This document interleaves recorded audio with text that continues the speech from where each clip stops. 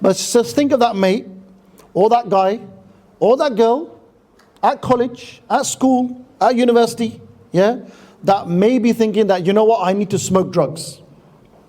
I need to bun some weed. We used to call it spliff back in the days. I don't know, you got some new words now, yeah? They think that if I smoke weed, I can escape my problems, number one, and it's gonna make me happy. Newsflash, it's not. Yeah, every single, whatever flavor, whatever type of drugs, it comes in different forms, whether inhaling it or injecting or whatever, it's gonna give you a high, but it's a very temporary high. You're gonna come down, you're gonna come crashing down. Yeah, subhanAllah. Anyone you know, brothers and sisters, and by the way, you know, I want you not to take notes, it's not a class, but if you take mental notes, a few points.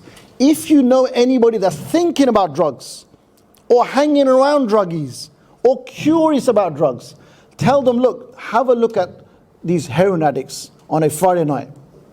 Just have a look at their life. They're messed up. You know how they started many years ago? Curiosity.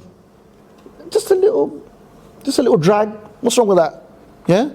We think drugs is going to give us happiness. Brothers and sisters, I'm telling you now, you look, like I said, you look Sharif.